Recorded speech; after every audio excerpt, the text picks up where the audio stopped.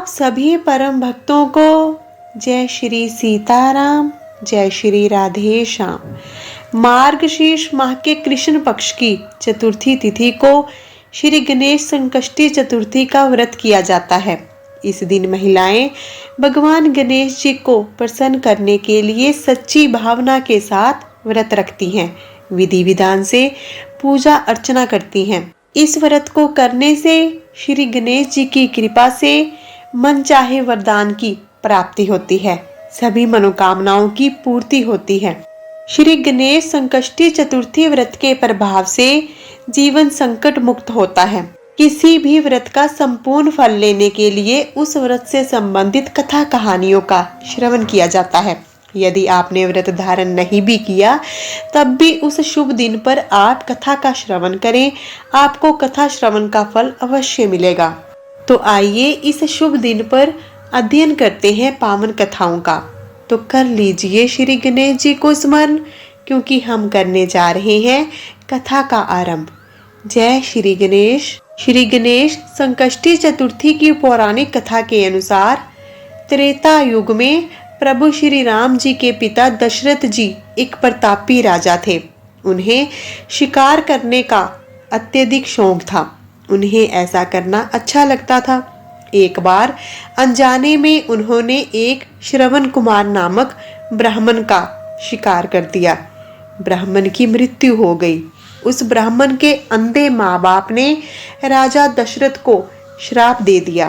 पुत्र की मृत्यु से दुखी होकर अंधे माँ बाप ने कहा, जिस प्रकार हम पुत्र वियोग में मर रहे हैं उसी तरह तुम भी पुत्र वियोग में मृत्यु पाओगे। इससे राजा बहुत परेशान हो गए। उन्होंने पुत्रेष्टि यज्ञ कराया। अपने पाप से मुक्ति के लिए उन्होंने पुत्रेष्टि यज्ञ किया। उस महायज्ञ के फल स्वरूप जगदीश्वर भगवान ने राम रूप में उनके यहाँ अवतार लिया, पुत्र के रूप में जन्म लिया। वहीं भगवती लक्ष्मी माँ ने जानकी के रूप में जन्म लिया। पिता की आज्ञा पाकर भगवान श्री राम अपनी पत्नी सीता और भाई लक्ष्मण जी के साथ वन को चले गए। वन में उन्होंने खरदूषण आदि अनेक राक्षसों का वध किया। इससे क्रोधित होकर रावण ने सीता माता का अपहरण कर लिया। फिर सीता माता की खोज में प्रभु श्री राम जी ने पंचवटी का त्याग किया और ऋष्यमुख पर्वत पर पहुंचकर सुग्रीव से दोस्ती कर ली। इसके बाद सीता माता की खोज में महावीर हनुमान जी आदि वानर तत्पर हुए। उनकी भेंट गिद्धराज सनपाति जी से हुई।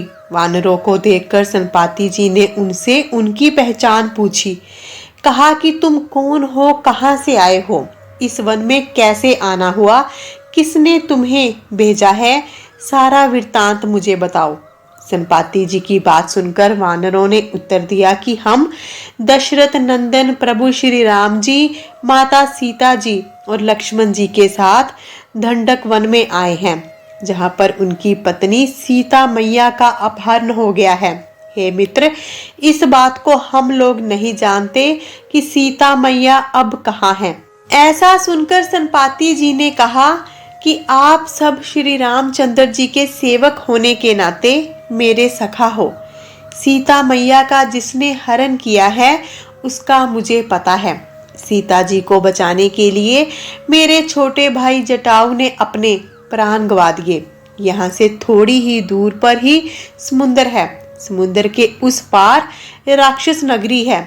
वही अशोक के पेड़ के नीचे सीता मैया जी बैठी हुई हैं। मुझे मेरी दिव्य दृष्टि से सीता मैया जी दिखाई दे रही हैं।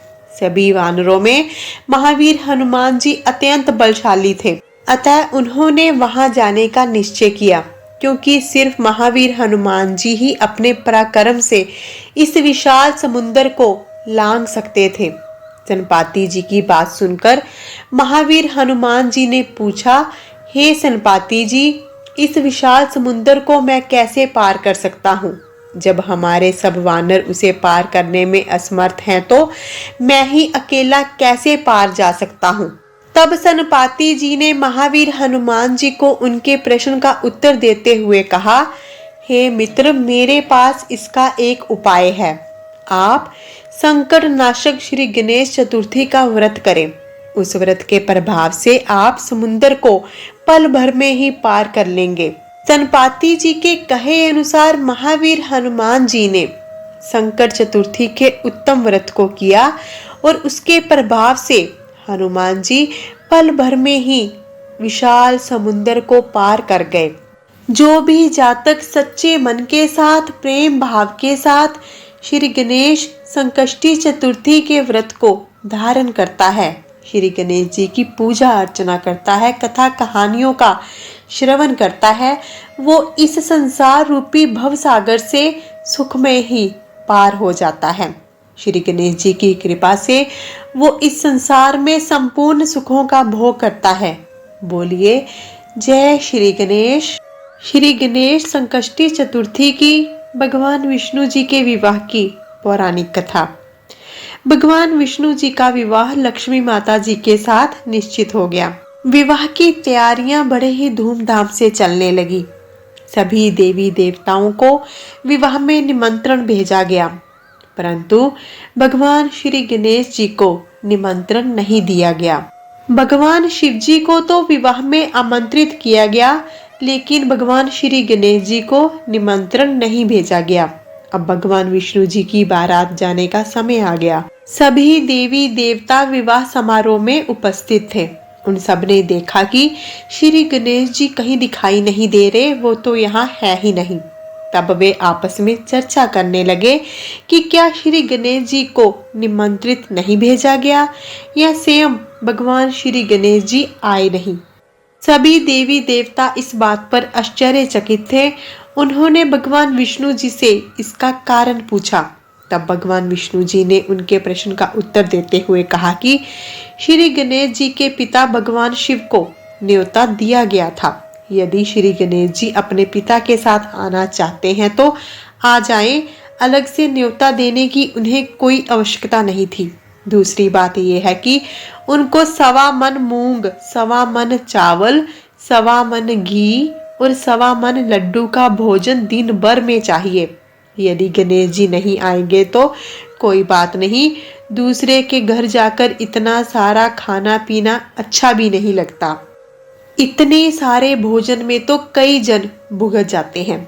इतनी वार्तालाप चल ही रही थी कि किसी ने कहा कि यदि श्री गणेश जी आ जाएं तो उन्हें द्वारपाल बना देंगे, क्योंकि वो चूहे पर बैठकर धीरे धीरे चलेंगे और बारात से पीछे रह जाएंगे। ये सुझाव सभी को पसंद आया। भगवान विष्णु जी ने भी अपनी सहमति दे दी। फिर क्या था, इतने में श्री गणेश जी वहां आ गए। भगवान श्री गणेश जी को समझा बुझाकर घर की रखवाली करने को मना लिया। बारात चल पड़ी। तब नारद जी ने देखा कि श्री गणेश जी तो दरवाजे पर ही बैठे हुए हैं, तो वो श्री गणेश जी के पास गए और कहने लगे कि आप यहाँ क्यों रुके हैं। श्री गणेश जी कहने लगे, भगवान विष्णु जी ने मेरा अपमान किया है। नारद जी ने कहा कि आप अपनी मूषक सेना को आगे भेज दें तो वह रास्ता खोद देगी, जिससे उनके वाहन धरती में घुस जाएंगे। तब आपको सम्मान पूर्वक बुलाना पड़ेगा। फिर क्या था, श्री गणेश जी ने अपनी मूषक सेना जल्दी से आगे भेज दी और सेना ने जमीन खोद दी। जब बारात वहां से निकली तो रथों के साथ ही धरती में घस गई।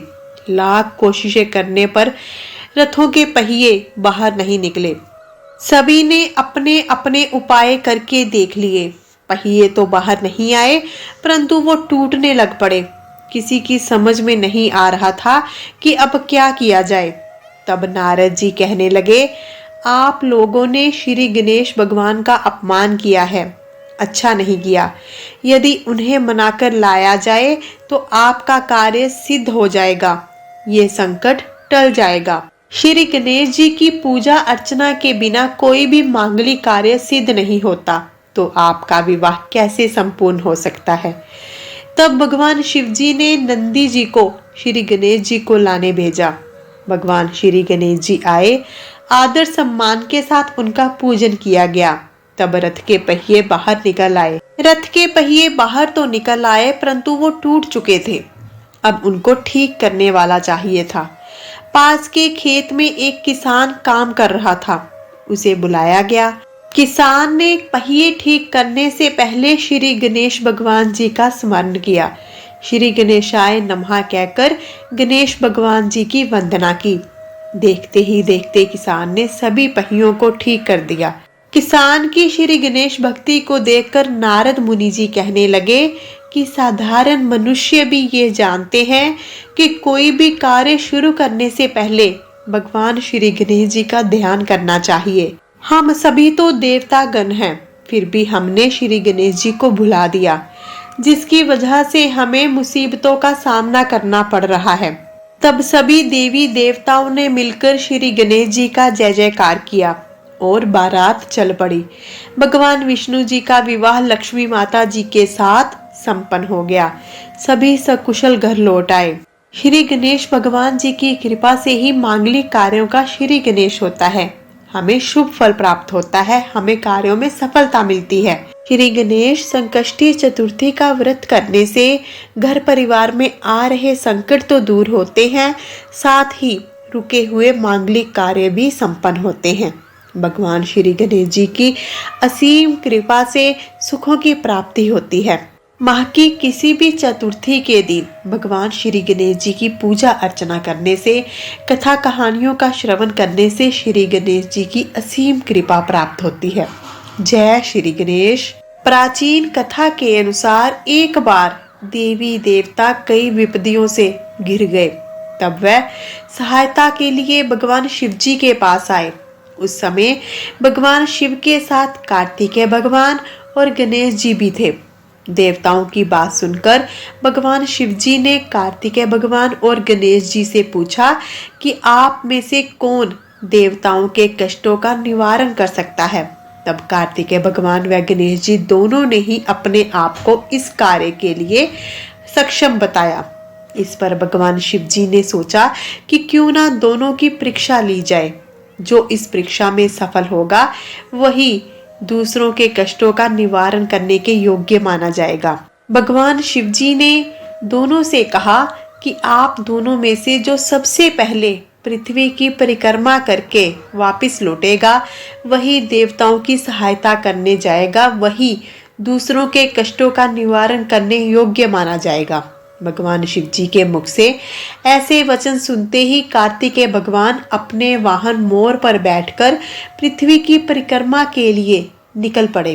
परंतु श्री गणेश भगवान जी ने सोचा कि वह चूहे के ऊपर चढ़कर सारी पृथ्वी की परिक्रमा करेंगे तो इस कार्य में उन्हें अत्यधिक समय लग जाएगा। तब भगवान श्री गणेश जी को एक उपाय सूझा। भगवान श्री गणेश जी अपने स्थान से उठे और अपने माता पिता की 7 बार परिक्रमा करके वापिस उसी स्थान पर बैठ गए। जब भगवान कार्तिकेय जी पृथ्वी की परिक्रमा करके वापिस लौटे तो उन्होंने अपने आप को विजेता बताया।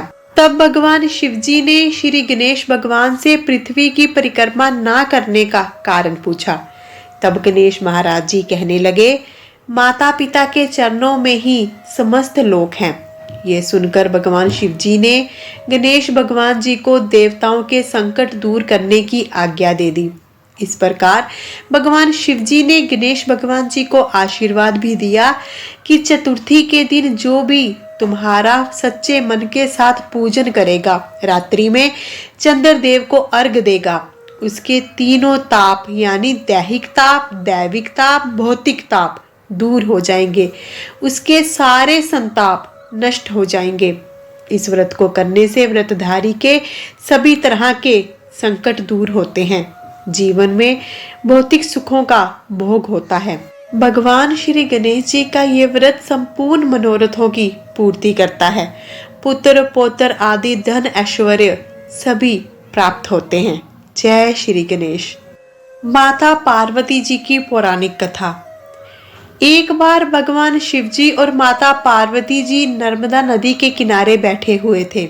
माता पार्वती जी का चौपड़ खेलने का मन हुआ तो माता पार्वती जी ने भगवान शिव जी से कहा कि समय व्यतीत करने के लिए चौपड़ खेलते हैं। भगवान शिव जी खेल खेलने के लिए तैयार हो गए, परंतु इस खेल में हार जीत का फैसला कौन करेगा। जब ये प्रश्न खड़ा हुआ तो भगवान शिवजी ने कुछ तिनके एकत्रित कर उसका एक पुतला बनाकर उसकी प्राण प्रतिष्ठा कर दी और पुतले से कहा, बेटा हम चौपड़ खेलना चाहते हैं। हमारी हार जीत का फैसला करने वाला कोई नहीं है, इसलिए आप ही बताना कि हम दोनों में से कौन हारा और कौन जीता। फिर भगवान शिवजी और माता पार्वती जी ने चौपड़ का खेल खेलना शुरू किया। ये खेल 3 बार खेला गया। संयोग से तीनों बार माता पार्वती जी की ही जीत हुई। खेल समाप्त होने के बाद बालक से हार जीत का फैसला करने के लिए कहा गया, तो उस बालक ने महादेव जी को विजयी बताया। ये सुनकर माता पार्वती जी को क्रोध आ गया। उन्होंने क्रोध में उस बालक को लंगड़ा होने का, कीचड़ में पड़े रहने का श्राप दे दिया। बालक ने माता पार्वती जी से क्षमा मांगी और कहा कि मुझसे अज्ञानतावश ऐसा हुआ है, मैंने किसी द्वेष भाव में ऐसा नहीं किया। बालक की याचना सुनकर माता पार्वती जी ने कहा कि यहाँ गणेश भगवान के पूजन के लिए नाग कन्याएं आएंगी। उनके कहे अनुसार आप गणेश भगवान का व्रत करें, ऐसा करने से आप मुझे पाएंगे। ये कहकर माता पार्वती जी भगवान शिवजी के साथ कैलाश पर्वत पर लौट गई। 1 वर्ष के बाद उस जगह पर नाग कन्याएं आई। तब नाग कन्याओं से श्री गणेश जी के व्रत की विधि जानकर उस बालक ने 21 दिन तक लगातार गणेश भगवान जी का व्रत किया। उसकी श्रद्धा से गणेश जी प्रसन्न हो गए। उन्होंने बालक को मनोवांछित वर मांगने के लिए कहा। तब उस बालक ने कहा, हे विनायक, मुझ में इतनी शक्ति दीजिए कि मैं अपने पैरों से चलकर कैलाश पर्वत पर पहुंच सकूं। बालक को वरदान देकर भगवान श्री गणेश जी अंतर्ध्यान हो गए। इसके बाद बालक कैलाश पर्वत पर पहुंच गया। वहां पहुंचकर उसने भगवान शिवजी को अपनी सारी कथा सुनाई। चौपड़ वाले दिन से माता पार्वती जी भगवान शिवजी से रुष्ट हो गई थी। देवी पार्वती जी के रुष्ट होने पर भगवान शिवजी ने बालक के बताए अनुसार 21 दिनों तक भगवान श्री गणेश जी का व्रत किया और व्रत के प्रभाव से माता पार्वती जी के मन में भगवान शिवजी के लिए जो नाराजगी थी वह दूर हो गई। तब ये व्रत विधि भगवान शंकर जी ने माता पार्वती जी को बताई। ये सुनकर माता पार्वती जी के मन में भी अपने पुत्र कार्तिकेय भगवान जी से मिलने की इच्छा पैदा हुई। तब माता पार्वती जी ने भी 21 दिन तक भगवान श्री गणेश जी का व्रत किया। दूर्वा, फूल, लड्डुओं से श्री गणेश जी का पूजन अर्चन किया। व्रत के 21वें दिन कार्तिकेय भगवान जी स्वयं माता पार्वती जी से मिलने आ गए। तभी से श्री गणेश चतुर्थी का व्रत संपूर्ण मनोरथों को पूर्ण करने वाला माना जाता है। इस व्रत को करने से सभी मनोकामनाएं पूर्ण होती हैं, संकट दूर होते हैं, संसार में सुखों का भोग होता है। जय श्री गणेश। हम भगवान श्री गणेश जी के चरणों में यही प्रार्थना करते हैं कि इस व्रत को धारण करने वाले को व्रत का संपूर्ण फल मिले। इस कथा का कथन करने वाले को, श्रवण करने वाले को कथा श्रवण का संपूर्ण फल मिले।